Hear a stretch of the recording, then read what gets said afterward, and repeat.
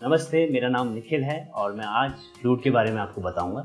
जैसे कि मैम ने बताया, ये बहुत पुराना इंस्ट्रूमेंट है और क्या कहते हैं, हमारे पुराने टाइम से चला आ रहा है। और क्या कहते हैं, पहले जो इंस्ट्रूमेंट की शुरुआत हुई थी, ये जंगलों से क्या कहते हैं स्टार्ट हुआ था। बैम्बू के जंगल होते थे, उसमें कीड़ा लग जाता था, हवा आती थी तो साउंड आती थी, तो ये डेवलप हुआ। फिर लोगों ने इसमें डेवलपमेंट किया, फिर काफ़ी तरह की बाँसुरी बनाई। तो जब मैंने स्टार्ट किया तो एज अ हॉबी मैंने स्टार्ट किया और मैं शायद उस समय ग्रेजुएशन में था और उस समय मैंने स्टार्ट किया था। तो मुझे लगा कि क्या कहते हैं, एक हॉबी स्टार्ट करनी चाहिए जिससे मैं अपना मेंटल स्ट्रेस भी कम कर सकूं और एक नई चीज़ भी सीख सकूं। तो पहले तो बहुत सारी प्रॉब्लम्स आई, क्योंकि आज जैसा समय है यूट्यूब का, पहले ऐसा कुछ भी नहीं था। तो अब मैं आपको बात कर रहा हूँ 10 साल पहले की। तो मैं पहले उस समय अपने गुरुज़ को ढूंढना पड़ता था, तो मैं बहुत सारे गुरुज़ को ढूंढा और मुझे लगा कि कहते हैं इसकी स्टार्टिंग जो होती है, बहुत स्टार्टिंग ही सबसे मेन है। अगर आप स्टार्टिंग का ब्रीफ अच्छे से नहीं करोगे तो बहुत सारी प्रॉब्लम आ जाएगी, क्योंकि फिर इसमें टेक्निक्स आगे फिर डेवलप नहीं कर पाओगे, फिर आपका इंस्ट्रूमेंट एक जगह ठहर जाएगा। तो फिर हमने ये 8 साल मैंने काफ़ी ज़्यादा प्रैक्टिस की, एज अ हॉबी लिया, पर उसमें मैं इतना अंदर चले गया डीप कि मुझे फिर इसमें प्रोफेशन लगा कि मुझे आगे इसमें प्रोफेशन करना चाहिए। उसके बाद फिर हमने अपना एक म्यूज़िक क्लासेस खोली। यहाँ मुंबई में 2 जगह हमारी म्यूज़िक क्लासेस है और सभी एज ग्रुप के यहाँ पर लोग आते हैं, 6 to 70 और इवन ज़्यादा।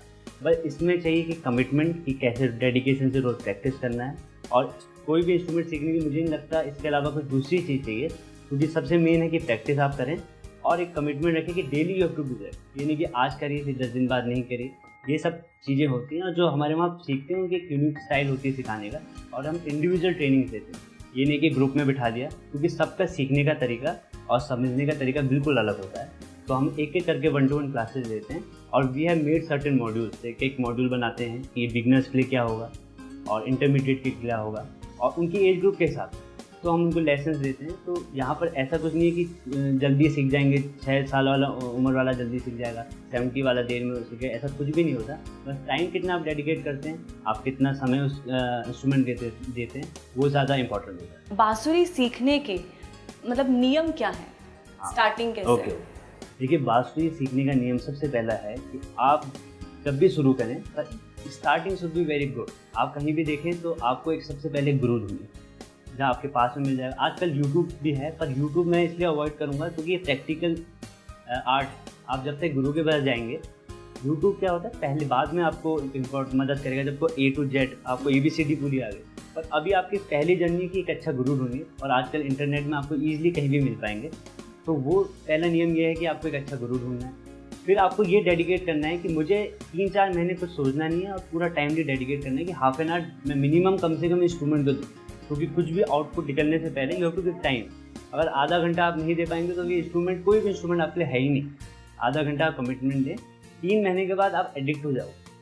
आपको इंस्ट्रूमेंट के अलावा दूसरी चीज़ अच्छी लगेगी नहीं। जैसे हम चाय पीते हैं या कुछ हम भी करते हैं अपनी लाइफ में, तो हमें एडिक्शन हो जाता है ना। तो इस एडिक्शन के लिए आपको हाफ एन आवर, हमारा ऐसा एक क्राइटेरिया कि हाफ एन आवर तो दीजिए, तो देन आपके गुरु भी आपको हेल्प कर पाएंगे और आप भी इसको एंजॉय कर पाओगे। क्योंकि पहले स्टेज में आपको मज़ा भी नहीं आएगा, तो फर्स्ट तो आपको बेसिक्स सीखने, then you will enjoy your stuff, you will enjoy your music. फिर हल्के हल्के आप जितना अंदर जाएंगे उतना बड़ा है। Like we are also learning. अभी ऐसा नहीं कि हमें सब कुछ आ गया, और ये करते करते ही होता है। तो आपने जिस तरह से बताया कि आपके पास डिफरेंट एजेस के लोग आते हैं सीखने के लिए, तो क्या बांसुरी जो है वो किसी भी एज में सीखी जा सकती है? जी जी, ये जो आपने क्वेश्चन पूछा, काफ़ी हमारे स्टूडेंट्स का भी क्वेश्चन होता है कि हम इस मन में सीख पाएंगे नहीं, और हम उनको मोटिवेट करते हुए। ऐसा कुछ भी इंस्ट्रूमेंट या कोई भी चीज़ मुझे लगता है, अब स्टार्टिंग करेंगे तो डिफ़िकल्टी होगी।